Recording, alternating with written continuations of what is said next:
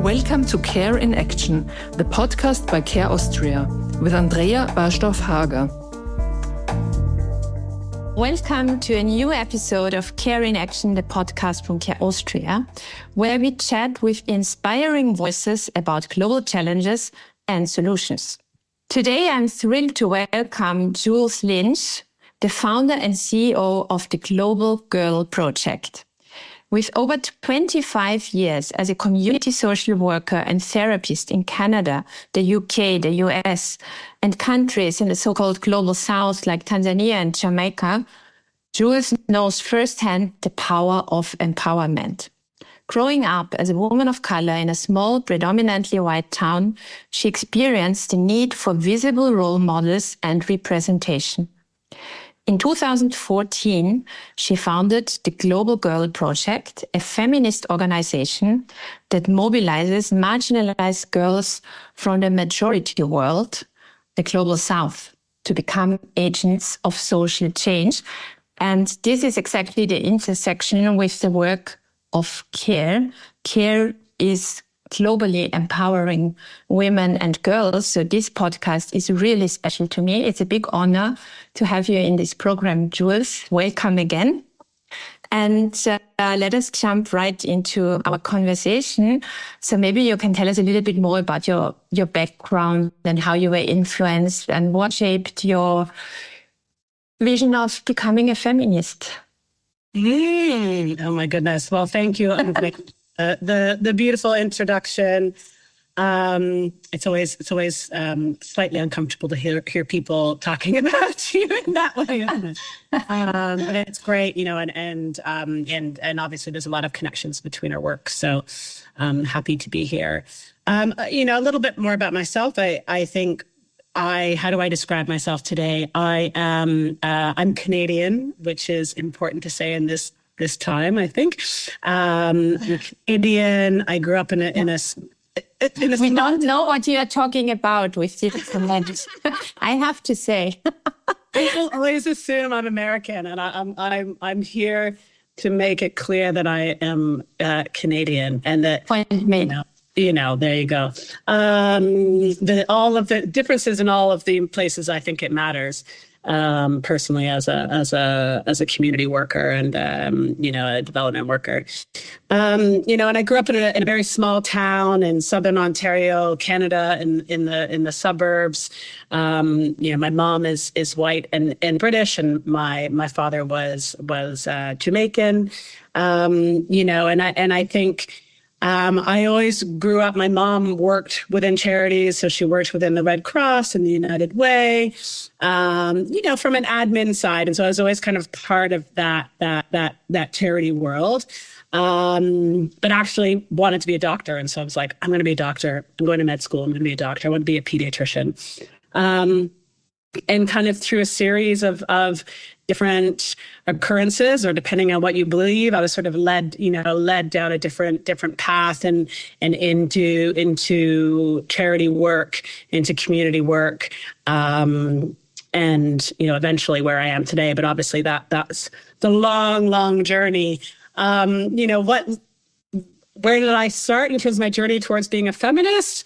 Oh gosh, that's a big question, isn't it? Where did it start? I mean, if I'm honest, I think where it started was really, I had my father, who I said was Jamaican, was a very stereotypical Jamaican man, who was born in the 40s and had very specific ideas around what it meant to be a girl. And I already wasn't that type of girl anyways. And I always was somebody who questioned, why I needed to do certain things. I had a younger brother, and I always wanted to have those same freedoms that he was given. And he was my younger brother, and he was a pain in my backside. And I was like, how come he has all these freedom? He can do what he wants and I can't? That doesn't make sense. And so I think from a very young age, that's probably where it started, this idea of equity and being able to have the same opportunities. And I think that, that's where it began. And obviously it's much deeper than that at this point, but that's where I'll leave it. Yeah, because I'm asking that so directly, because when I flipped through the Global Girl Project website, which I highly would recommend to our appreciated listeners of this podcast, the first that came to my mind that I saw that you are female-led.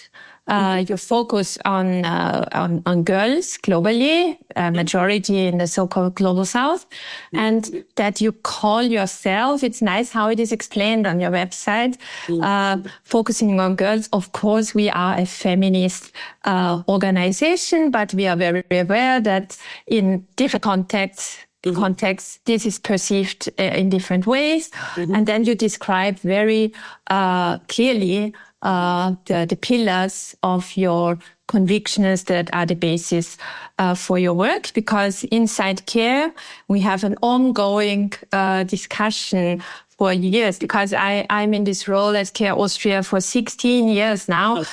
And so you see, I enjoy very much what I'm doing, obviously. Yes, that's great. And I always was very much in this discussion, whether we are a feminist organization or not. I would say we are not a feminist organization, but of course, many leaders of Care I'm also considering myself as a feminist, but this is not nothing that I would start talking about publicly in a conservative country like Austria.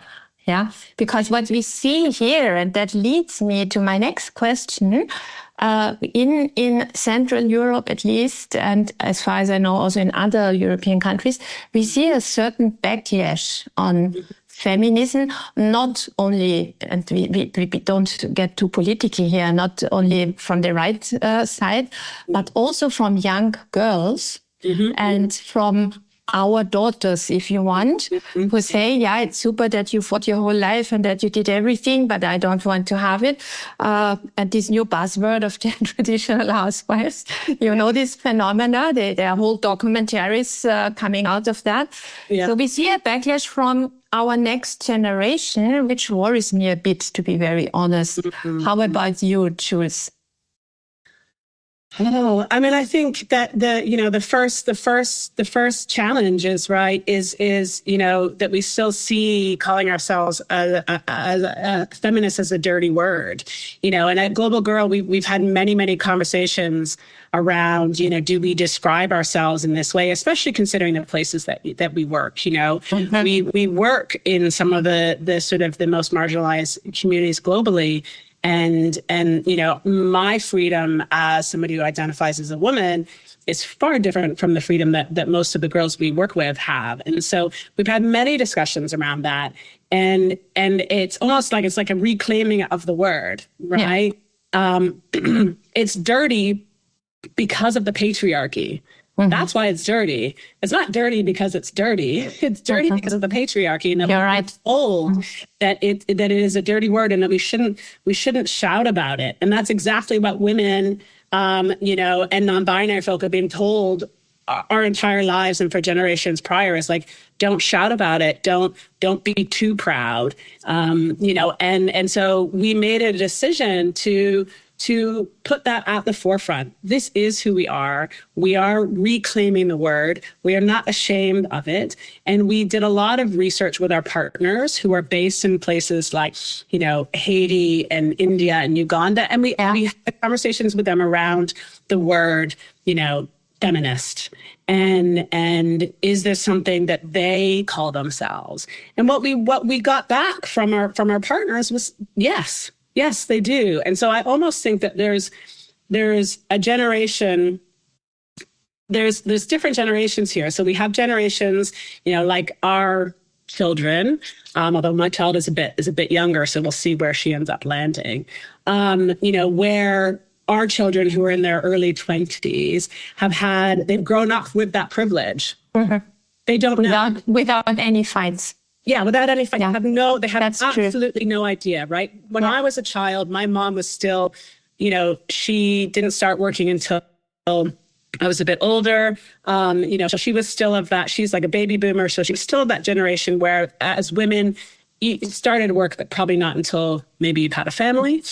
I'm Gen X. It was the first generation that kind of had to do both. We were like, go to university, get the job, have the children, do all of the things because your partner, if you have a male partner, isn't going to do it. And so, we were of that generation where we kind of had to fight all of the things. And so the backlash of privilege is that you don't know that you have privilege. And so, yeah, that's true. It is okay. I think it's okay for those people in the early 20s to kind of go back and say, actually, we're kind of interested in this other offering that as feminists we've said, doesn't express equity. But I trust that they'll go back and they'll do it in a different way.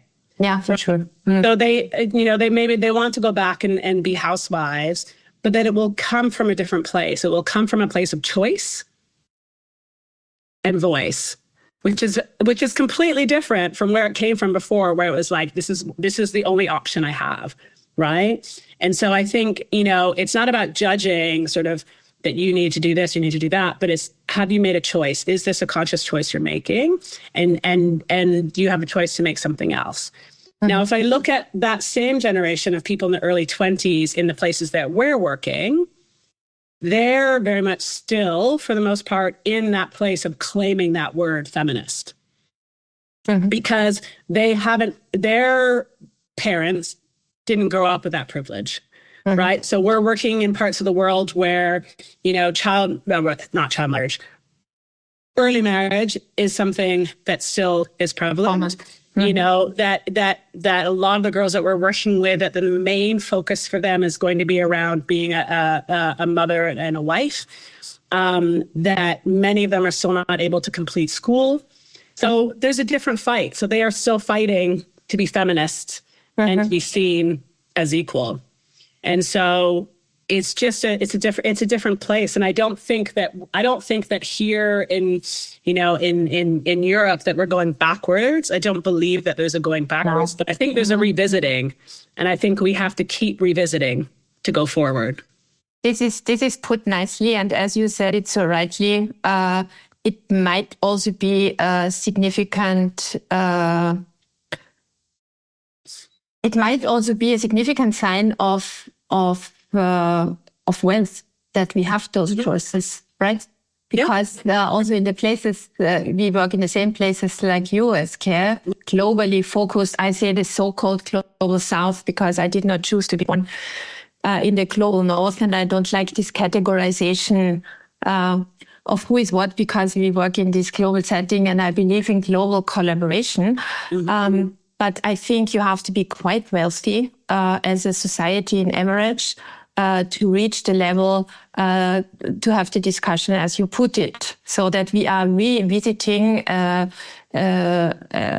past that never was that shiny like it is presented to us today on social media, and that many young women outside Europe cling to be a feminist. They cling to this terminus because it helps them in their personal empowerment. I would say it is a key ingredient, because what feminists are asking for is not so, should be something normal. Yeah, nowadays. Just asking for normal things with human rights. Yes, to make a choice and to have a voice, and that is it. And I think so that means great.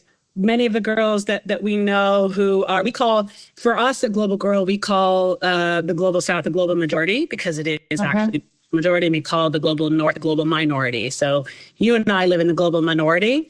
A shifting of that idea of power. We're actually in the global minority. And the girls that are growing up, girls and young women who are growing up in the minority right now, are growing up with a huge amount of privilege, and that doesn't mean that there is an extreme amount of poverty and marginalization, but still in the context of the fight that we've had towards gender equity, we are in a different place. And so it's important to revisit. Mm-hmm.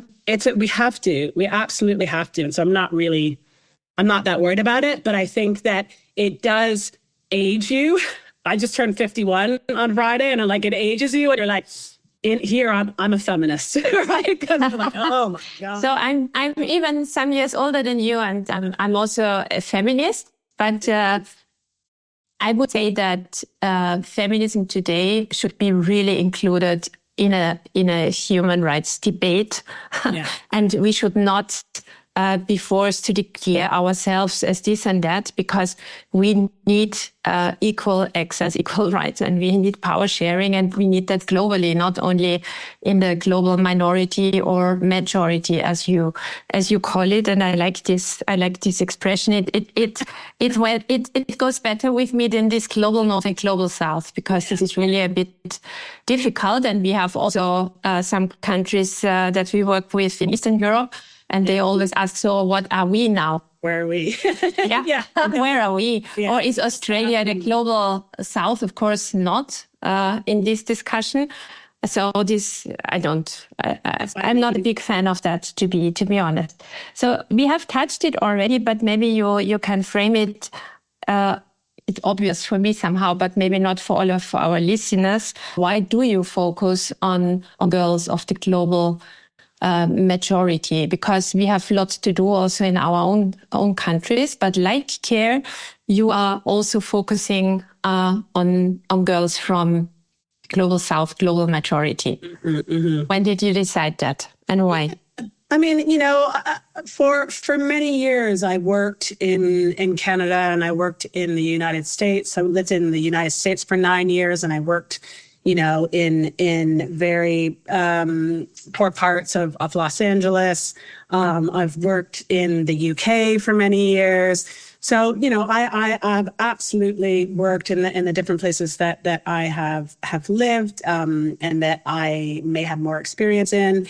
And so, I'm somebody who's always looking for a way to do better and be better. And I'm always looking for a way to do things that make me uncomfortable, and things that are very difficult. And that's just who I am. And that's who I've always been. And so, I know that there's many people doing work here in the global minority with girls and young women. I was one of those people, and I think that is wonderful. But I saw a gap. And, I saw a significant gap working specifically with girls. We aren't just working with girls in the global majority. We're working with very marginalized girls in the global majority. Mm-hmm. And so we're working with girls who are living in very difficult situations and poverty-stricken communities within the global majority as well. So we're even more specific, right? So we're not working with middle or upper class girls. Yeah. Mm-hmm. Very, very poor rural girls, So, and so what I decided from the beginning is that will be our focus, because what happens is if you start to let creep in work with populations that may be a bit easier to access or a bit more straightforward to work with, your energy can start going that way because it's easier. It's easier to get funding for. It's easier to kind of find ways to do the work because they have more privilege, have more access. And so I wanted to make sure that we stayed focused on what was most challenging, so that we could really use all of our energy to find ways to do that work, and the more we did the work and the more we formed partnerships with different organizations, it was just clear that there was a huge gap, and I've spoken about this in other places, that what I saw happening is that there's tons of work that we do with marginalized girls in the global majority around survival. Mm-hmm. So around sexual reproductive health, right? Around period poverty, around, early marriage, around all of these things that are really important subjects, but they're around survival. Mm-hmm. What I saw much less of on an international scale was work around thriving and growth and power and leadership. That's wonderful if we make sure that girls have access to education. Mm-hmm. It's very important that girls understand how to protect themselves, sexually and in relationship. What is equally important is to connect the girls with their power and their voice as girls and teach them how to use that to create change. And I just saw a gap, and a lot of our partners are like, yes, we do all of this other work, but we don't do this piece. We certainly don't do it internationally. We don't connect girls around the world. And so, that's why we've continued to focus on it specifically, because it then allows us to kind of match it with the work that is already happening already around things that are also equally important, but are much more big. The day-to-day survival of the girls that we're working with. So to connect more loose ties together, is that correct? And also I would say that you have been talking now about meaningful participation for women and girls, right? Because it's not enough to put more women or girls on a certain table. They have to be able to meaningfully raise their voice, right? And this is the missing link that we want to highlight here, both of us in our positions, because this is also something that we experience in our work in care, that in some ways we often identify a missing link to the next step forward, or for those who have potential, because also care is not working with middle class or a bit of girls and women and girls. So we focus on the most marginalized, poorest ones, if you want to explain it non-scientifically. Yeah. And then we also see in our work many missing links, especially for those who are really talented, who are really thriving, and who would be more than ready to get to the so-called next level. And what is the next level? Because what we all are facing, I assume also your organization is fighting with that, is the funding in general. And funding is much easier available, understandably, for more the basic needs, the survival needs.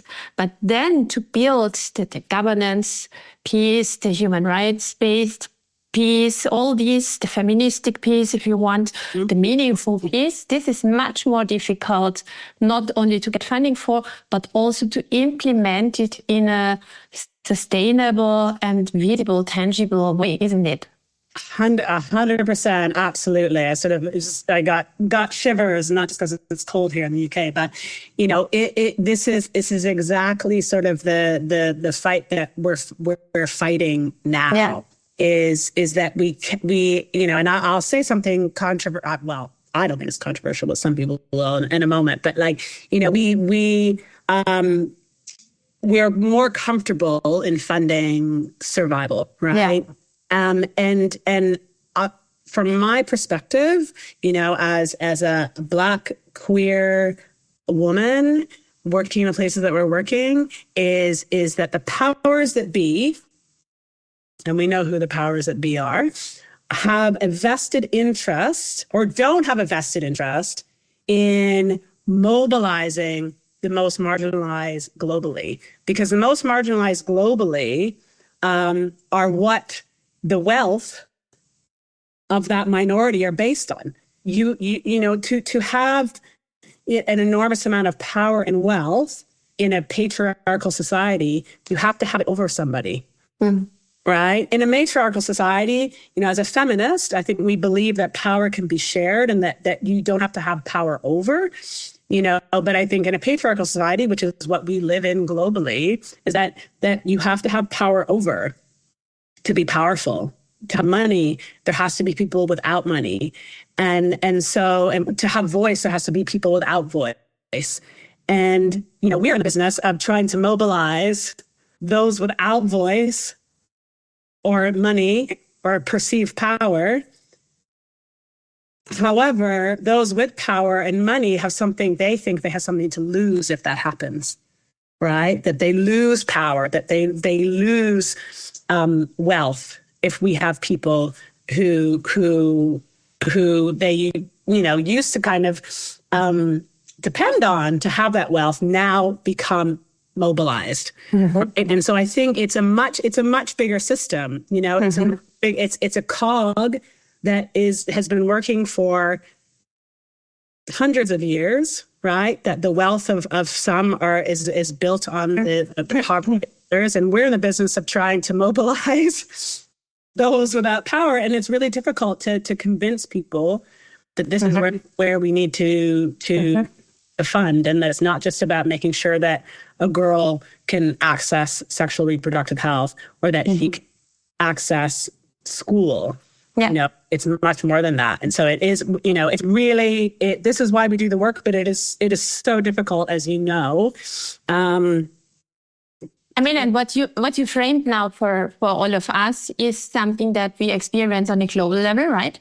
Yeah. But we also see it on national levels, because we are living in countries and we are working in countries. And in many countries that care is working, I would say, and I don't want to be offensive, but what you described there applies very well to Brazil, many places in the world, to Thailand, you name it. So it's not only the evil global approach. This is also, you can break it down easily to a national level. And I would say it is very important if you look at Afghanistan now, of course it is important to talk about survival possibilities for women. They were not rescued in the last earthquake because it's forbidden to touch a woman and then you have to die in the grave. This is not imaginable, simply. Yeah. And when we talk at the example of Afghanistan, that the children are deprived from going to school because they are female. It sounds so basic, but in this setting, this is the first step for everything that can follow. So my question, the basics have to be in place that the rest can be built up, isn't it? Because it's very hard from my experience. I'm not saying it's impossible, but it's very hard if you don't have no access to any formal education, to nothing. You can achieve some things, but it's much, much harder if the basics are not in place, isn't it? What is your take on that? Yes, much harder. And first of all, to say, I am not, it's not my direct lived experience, right? It is the lived experience of the girls with whom we work. And so that's important to say. What I can see from the girls with whom we work is that, yes, it's much, much, much, much harder, but it is possible to work on both together. Yeah. And I think that's where globally we're globally, and in terms of development, we're missing the mark there. And that we're like, okay, we have to have the sort of those basics first. And then we start to look at what sometimes we call soft skills. And they're core skills. They're not soft skills. They're core skills that have to go alongside. We're working in Uganda with, Soccer Without Borders, with girls who are coming from war-torn countries, who are asylum seekers, who are very much out of school. And they are doing our program. And they are blowing us out of the water. They're doing amazing work, and they are not in school and they don't have access to education at this point, because they are undocumented. And so there is real impact. We work in Haiti right now, where because of the political situation, schools end up being closed. They don't have, and they don't have they don't have personal safety. The streets are very dangerous places right now. Can't go anywhere. Can't go anywhere. Yeah. They can't go anywhere, and they still have our program. And for many of the girls I'm working with, like this is the one thing that is pushing them forward, because our programming is around the idea of your own power and voice. And is it leadership training, would you say? Yeah, it's leadership training. It's leadership training. It's teaching girls how to lead, but it's teaching girls how to lead from the place that they are. We're not teaching them that they can be leaders in 2 to 5 years. We're teaching them that they are leaders now. They just don't know it, right? And the way that you lead is by connecting to your voice, knowing what your voice sounds like, and then knowing what you want to say and how to say it, and how to mobilize your community with you, right? How do you, it's not just about what happens with you, but what happens within your community. And that's really in a place where, there isn't personal safety, in a place where there isn't access to education, there isn't access to clean water. No safety net. No safety net. The one thing that many of our girls have is something that you cannot take away. Mm-hmm. Once they know that they have a voice and then they use it, you can't take that away. You can't change that. That is always in her. And so hopefully as things change in the places that we work, and things will change, everything changes. Yeah. They will always have that. And maybe they will be able to go back to school. Maybe they will be able to get their own job. And so I think this is an important piece that even without these other pieces is you can make use of. And that's not to say that all these other pieces need to be in place like that. Yeah. And that work is being done. It's just not the work that Global Girl does. Yeah. Our work goes so well alongside what our partners are doing and what government organizations do, because you have to, I feel intrinsically you need to have both. Yeah, we have to put it together better, right? And we have to be very realistic that as important as it is to have the basics in place, it is totally unrealistic in many places. You quoted two of them. In the preparation for today, I read that you worked also in the favelas of Rio de Janeiro. I studied in Brazil 35 years ago, and it did not change a lot for those marginalized people. It changed a lot there. I'm not saying that it didn't change a lot in Brazil, but those marginalized 40 years ago, the favelas are even worse than 40 years ago. Yeah. And these people are very exploited, working in super rich households. And the whole system, as you said so rightly in the beginning, is only working because you have so many underprivileged that are serving the rest, that this is part of the system. So many rich people all over the place don't have very much high interest to really do systemic change, because then also their comfortable life would look a bit different. It would not be ugly or unhappy, but they also would have to change. And it's interesting, this conversation, because I think that it's interesting to live now, because more change than now never happened before in the last 50, 60 years. We had some milestones, but now everything is in question. Everything is up and down. And on top of all that, we see this, I want to hear your opinion on it. We see this artificial intelligence now penetrating all our lives, all levels, if you want it or not. And we see that also in so-called rich societies, education has to be redefined. So if we now talk about the marginalized people in the southern, how do you call it, the majority world, the global south, And we said so rightly that formal education access in many places simply is not there, and especially for girls. We always quote Afghanistan, but you're totally right. Haiti, Nepal, you name it. When you're a girl in a remote area, you are not going to school because it's too dangerous. You have to work at home, you have to work in the field and all that. So now with the new powerful tools, also highly trained people everywhere in the world have to rethink their career, their work, everything. So what can we do as organizations, as institutions, to enable also the super non-privileged in the majority world to make use of what is coming here now to all of our lives? And many people now talk about the digital gap being the new one that will divide the world in a different way. So isn't that an additional layer of complexity that we have to deal with? Oh my goodness, that is a big question, Andrea. I mean, and I'm speaking as somebody who's very inept when it comes to AI and anything digital. I was kind of, I grew up without, we didn't have computers or anything like that, right? And so you learned it in late 20s, and I'm somebody who my team will tell you is horrible at anything to do with technology. So I have kind of pushed AI away as much as I have been able to. Obviously, it's not possible, but even sort of ChatGPT, I'm like, I don't even know how to use this thing.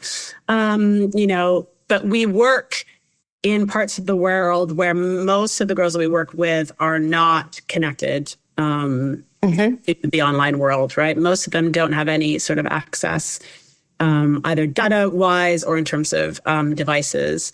If there are devices in the family, those belong to brothers and fathers and not to girls or women. But isn't that in itself adding another difficult situation for females if they are not part of this discussion? Yeah, absolutely. Yeah, it's another way to isolate, right? Yeah. Like I think the thing that I have, I can see clearly is that the best way to control people is to isolate them, right? And women and girls globally in many parts of the world are very isolated. And another way that they are now isolated is the lack of access to technology. At Global Girl Project, it's one of our big challenges because I am determined to create a network of connected girls throughout the global majority who are working together to create local and global change. That is sort of the bigger picture. And our constant question every day is, how do we connect girls who are not connected? How do we connect girls who are completely isolated?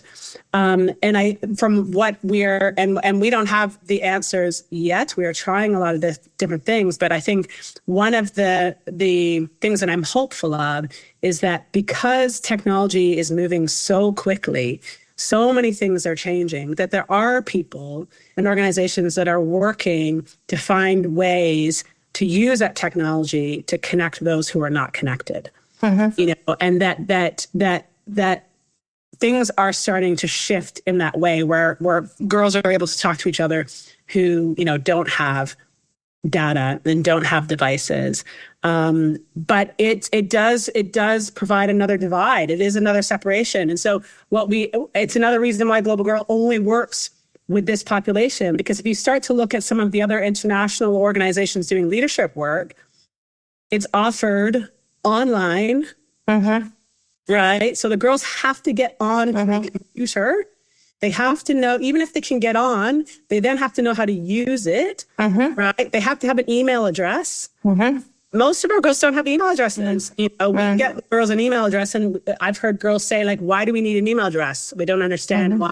Like, how many email addresses do you have? That's the point with access to information and education, that as much as I know these programs because we have them at CARE, but we also have this discussion, and I'm a bit fighting for that, to be very honest, that we also don't shy away from the discussion that we have to get women and girls more connected if we want them to be empowered, because also the pure self-empowerment without anything else gets very quickly to its limits.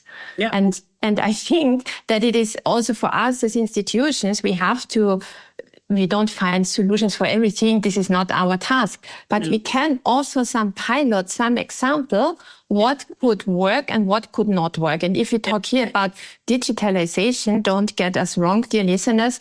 Of course, not every woman will be a tech entrepreneur in the next 20 years. This will also not happen in Europe.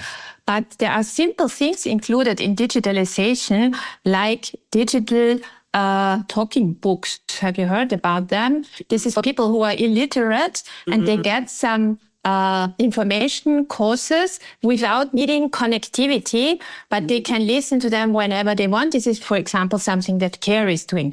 But if you have listened to all your to all your courses in the talking book, and you are a very interested girl, what do you do then?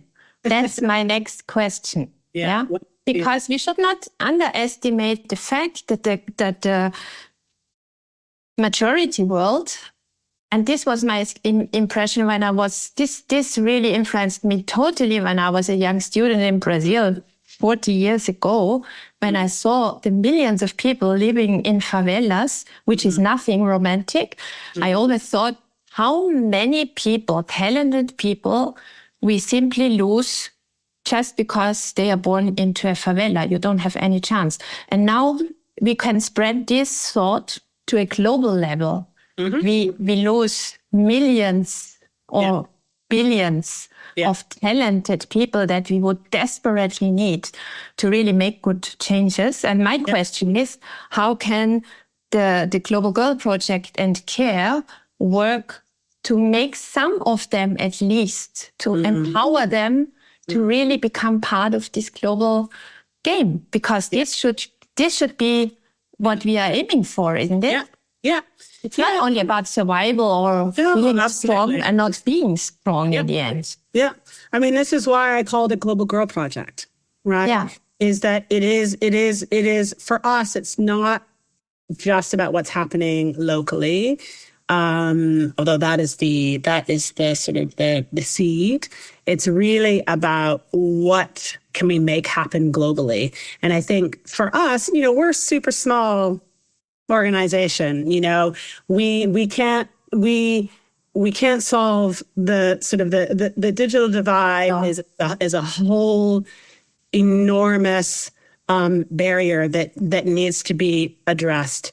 In the meantime, what we are trying to do, or not what we're trying to do, what we are doing, and I think this is the important piece, is to plant the seed that there is a whole big world going on out there full of people like you, right? And this is when I'm talking to the girls. There's many, many girls around the world in very similar situations as you who also want to do something about it. And we are going to find a way to connect you.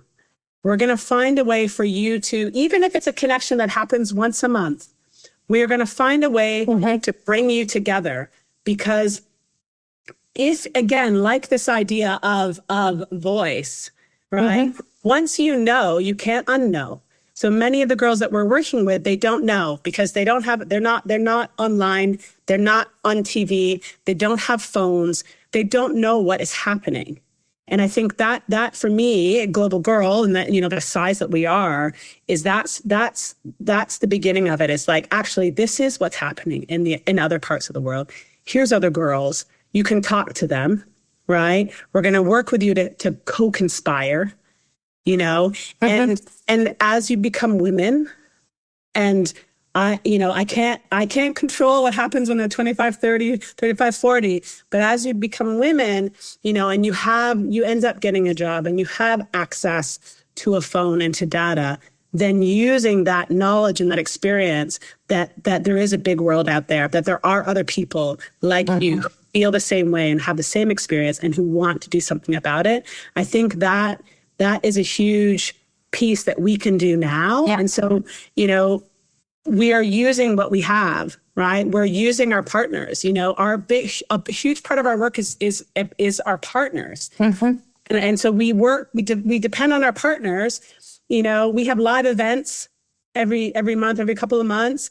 And we ask our partners to bring all the graduates together who've done our initial Global Girl Leadership Initiative, bring them to your center. Let's get online and let's have the girls all talking to each other. Now it's way harder, right? It's harder than saying, like, please, they can all do a Zoom link or get on WhatsApp or something. They can't do that.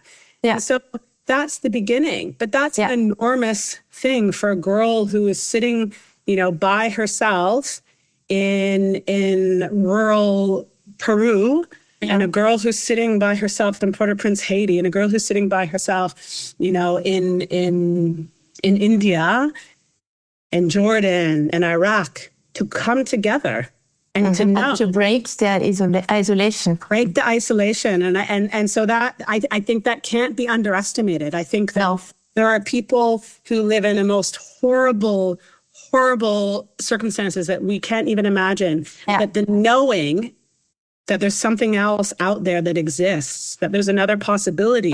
What can push people through to the other side and can push them to drive them to go for something else when the opportunity arises. And so I think that is the beginning of it. And I wish I had bigger answers, but it's not simple. Like, we can't just give all the girls phones. That's not going to change anything. It's going to put them at risk, if anything. That's true.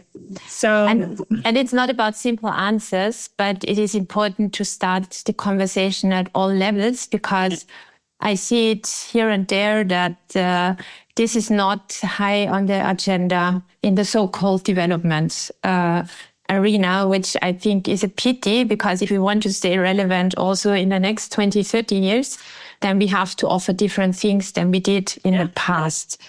I really admire what you are doing with the Global Girl Project. I really enjoyed our conversation. It is one of the enormous privileges that at least I have, that I can have this conversation with super engaged, super intelligent women around the world. Jules, thank you. Thank you for being our guest. You provided really interesting insights, and you plant so many seeds for girls around the globe, and CARE is doing that as well.